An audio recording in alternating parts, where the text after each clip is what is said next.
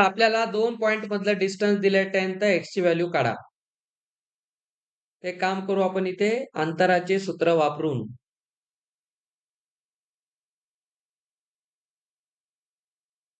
Distance formula.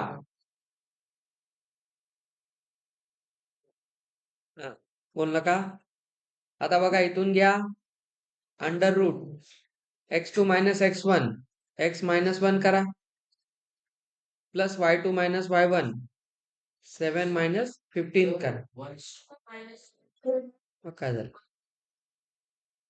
3 दिवस झालं तुम्हाला काय शिकवलं रे? कोणालाही x1 माना, कोणालाही x2 माना. तुम्ही 1 मायनस x चा होल स्क्वेअर केल्यावर तुम्हाला क्वाड्रॅटिक जे मिळेल ते थोडं x चा कोएफिशियंट निगेटिव्ह मिळेल.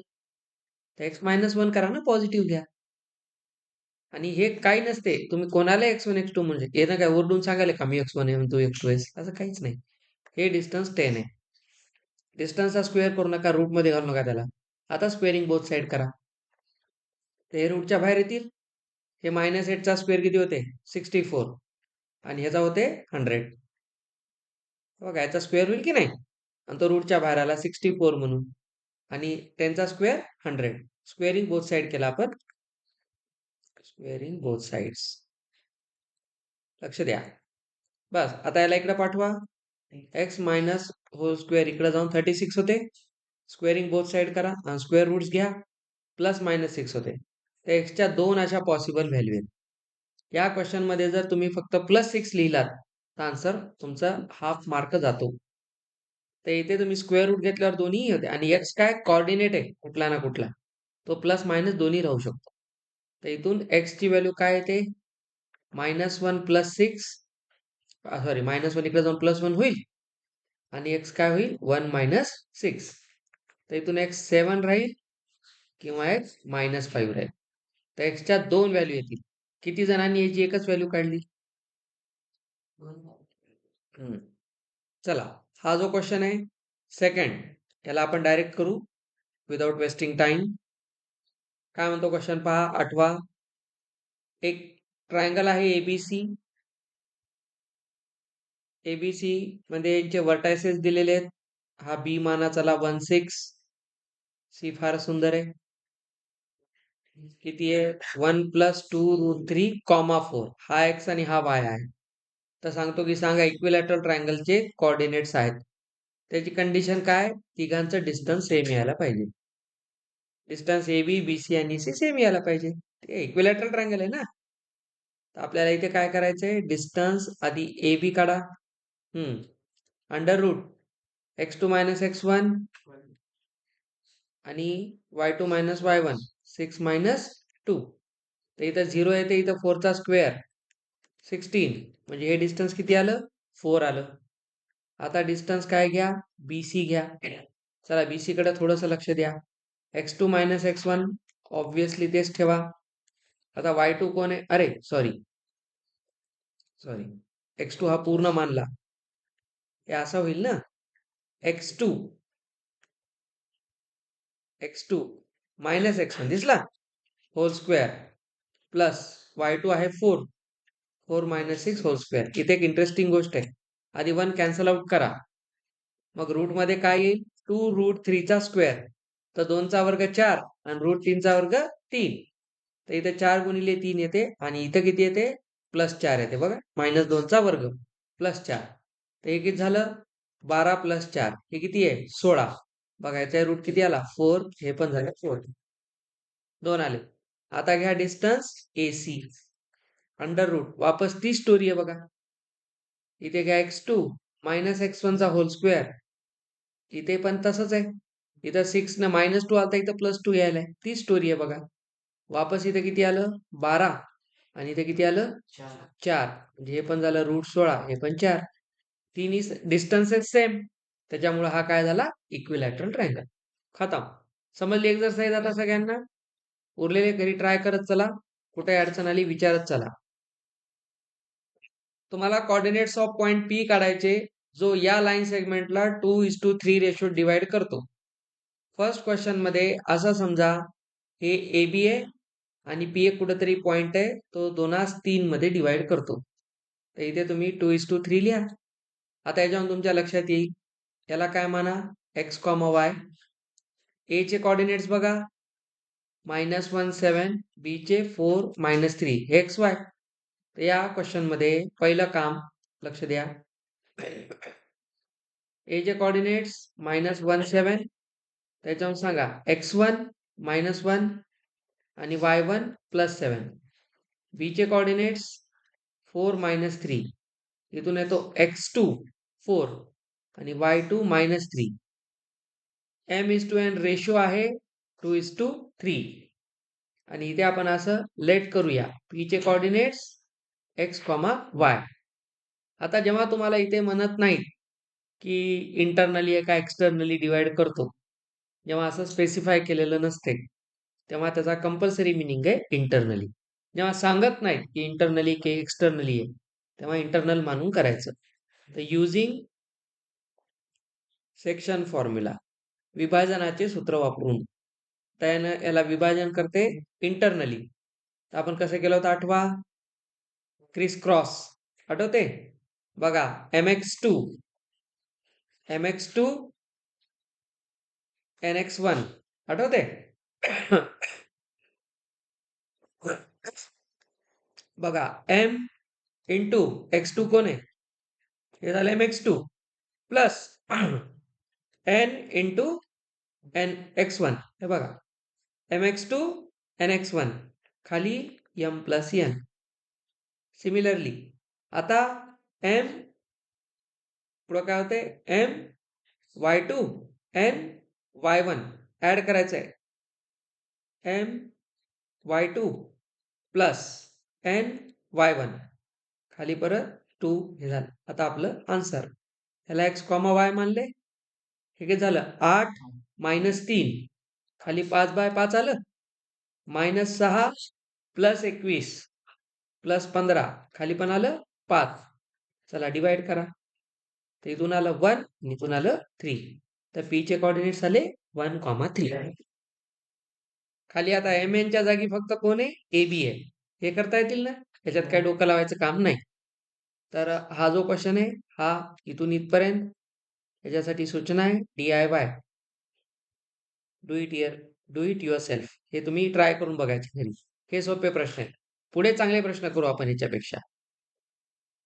त्याला मी कॉपी कशाला करायला, काही कामच नाही. चलो नेक्स्ट, कळलं नाही इथपर्यंत?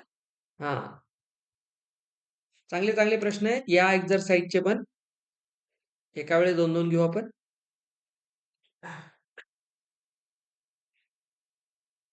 काय म्हणतो बा, रेशो काढायचा आहे म्हणजे इथे m:n काढायचं आपल्याला. आता m:n काढताना 2-2 गोष्टी घेऊन बसायची गरज नाही, सांगतो तुम्हाला. हा पॉइंट डिवाइड करतो कोणत्या सेगमेंटला, PQ ला. तर अशी आपली स्टोरी असेल, लक्ष द्या. असा माना की हा P आणि Q आहे, यांना एक पॉइंट T डिवाइड करतोय. P चे कॉर्डिनेट्स -3 10, Q चे कॉर्डिनेट्स 6 -8 आणि हा दिलाय असा. तर तुम्हाला m:n काढायचा आहे. तर m:n काढण्यासाठी तुम्ही कोणत्याही एका गोष्टीला फॉलो करा. चला लक्ष द्या, T चे कॉर्डिनेट्स कसे लिहाल इंटरनल डिव्हिजनने, mx2 कोण आहे, 6m व्हायलाय बघा, mx2 nx1 तर निगेटिव्ह 3n, खाली कोण येईल, m प्लस n. समजे, व्हेरी नाईस. इकडून my2 -8m ny1 plus 10n आणि खाली परत m प्लस n. तुमच्या एक गोष्ट लक्षात येईल, टी चे कॉर्डिनेट्स आपल्याकडे ऑलरेडी आहेत. बघा टी चे किती आहेत, -1, 6. कंपेअरिंग करा, हा एक्स कॉर्डिनेट आहे, हा वाय कॉर्डिनेट आहे. तर इथे तुम्ही असं करू शकता, कंपेअरिंग बोथ साइड्स. दोन्ही साइडला कंपेअर केलात तर सांगा हा जो आहे 6m -3n आणि खाली कोण आहे, m प्लस n, हा कशाला इक्वल आहे, -1 ला. आता तुम्ही इथे घेतला तर 6 येईल, म्हणजे एकावरूनच काढायचं आपल्याला, m आणि n चा रेशोच काढायचा आहे फक्त. तर त्याला 2 इक्वेशन 2 व्हेरिएबल घेऊन सॉल्व्ह करत बसू नका. एकाहून तुम्ही रेशो काढू शकता. कसा काढता येते बघा. याला मल्टिप्लाय करून घ्या. हे असं झाला बघा, मायनस एम होतो आणि मायनस एन होतो. तर यम यम आणि एन एन जवळ घ्या. तर मायनस एमला इकडे आणा प्लस होईल, मायनस 3n तिकडे पाठवा प्लस 3n होईल. इथून किती आला 7m, इथून आला 2n. तर रेशो घ्यायचा.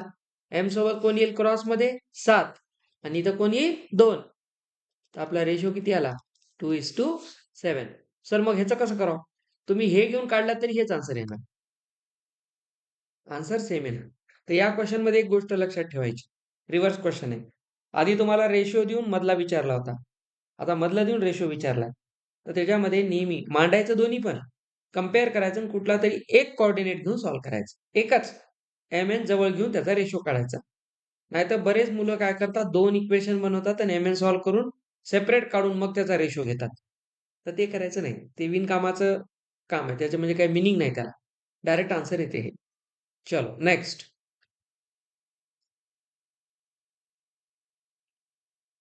क्वेश्चन नंबर 4 काय म्हणतो पहा. पी सेंटर एका सर्कलचा. दिस इज गुड क्वेश्चन. आता थोडंसं लक्ष द्या. सर्कल पाहिजे आम्हाला. चला, एक सर्कल आहे, याचा सेंटर आहे पी. ए बी त्याचा डायमीटर आहे. ठीक आहे, तर पीला थोडंसं खाली घेऊ आपण. ए बी आहे डायमीटर.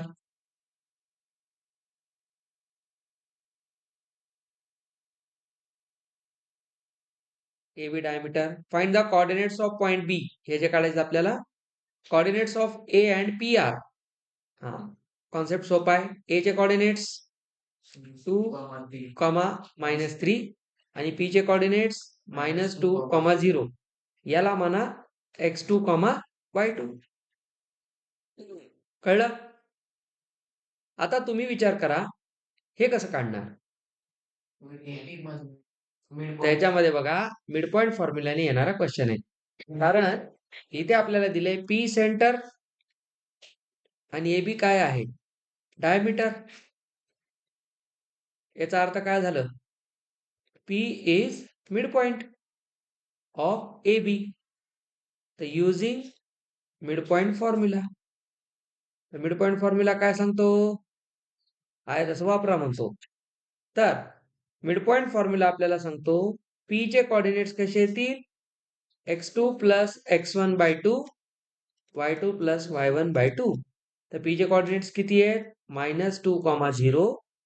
x2 माना आणि x1 किती आहे 2 आहे बाय 2. y2 माना, y1 कोण आहे -3 आणि खाली 2 आहे. आता कम्पेअर करा दोन्ही साईडला. कम्पेअर केला तर बघा, हा x2 प्लस 2/2 जो आहे तो -2 आहे. कम्पेअर करायचं याला. तर इथून काय येतं, हे -4 आणि हा प्लस जो तिकडे जाईल. तर इथून बघायला सॉल्व्ह केल्यावर हा -4 आणि 2 तिकडे जाईल, -2 होईल. -4 -2 -6. तर x2 ची व्हॅल्यू आली -6, म्हणजे हा -6 झाला. आणि दुसरा कोण आहे y2, -3 होईल इथं. हा कशाला इक्वल होईल 0 ला. तर हा 0 झाला ना, तिकडे जाऊन +3 झाला. तर हा किती होईल 3. तर इथे बी चे कोऑर्डिनेट्स येतील -6, 3. काय केलं, आलं का लक्षात? हा, ते चेहऱ्यावरूनच कळते मला काय कळलं काय नाही कळलं. मिड पॉइंट फॉर्म्युला, मध्यबिंदूचं सूत्र लावले तर कळलं. काय सांगते, ही व्हॅल्यू x2 x1 ला प्लस करून हाफ करणे आणि ही व्हॅल्यू y2 y1 ला प्लस करून हाफ करणे. तर केलं काहीच नाही आपण दुसरं. तर पी ला मांडलं, तर हा -2 याला इक्वल करा आणि 0 याला इक्वल करा आणि याला सॉल्व्ह करा. समजलं? सोपा प्रश्न आहे. मिड पॉइंट फॉर्म्युल्याचं ऍप्लिकेशन आहे. चलो नेक्स्ट. 3-4 झालं का, 5-6.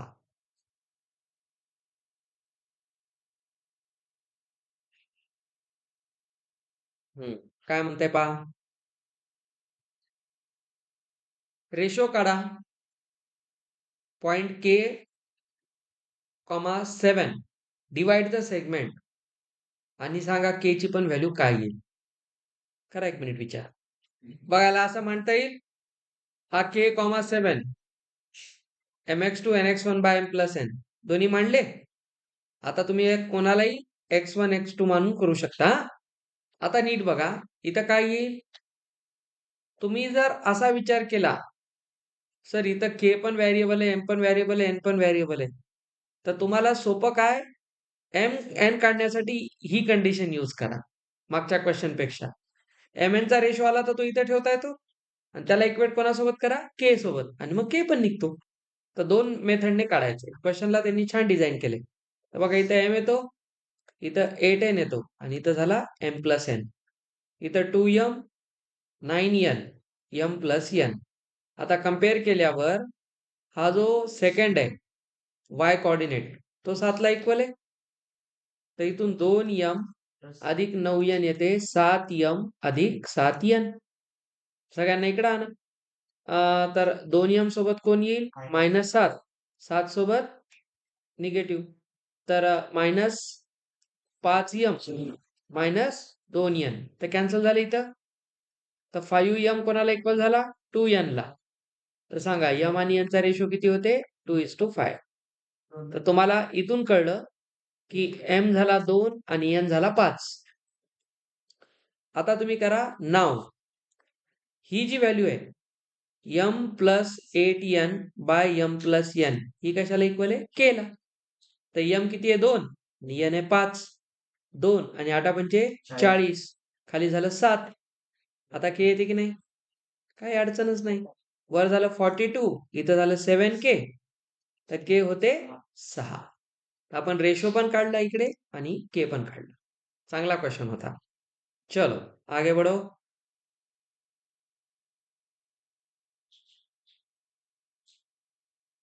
ये क्या कहता है देखो. Find the ratio in which नाही झाली की रे. Find the coordinates of mid point of the segment. Check. चला लेट करा. मिड पॉइंटचे कोऑर्डिनेट्स काय माना x, y. लक्ष द्या. मिड पॉइंट फॉर्म्युला लावा. x काय येतं सर x1 प्लस x2 दिसला बाय 2.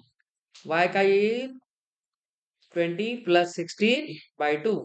हे 11 आलं आणि हे किती आलं 16 म्हणजे किती 36 18. तर मिड पॉइंटचे कोऑर्डिनेट्स 11, 18. लय फास्ट क्वेश्चन करायला रे हुशार झाले तुम्ही. अब क्या बोलता है कुछ नहीं बहुत सोपा कार्यक्रम है यहाँ पे. झालं उद्या आपले क्वेश्चन या चॅप्टरचे पूर्ण संपतात.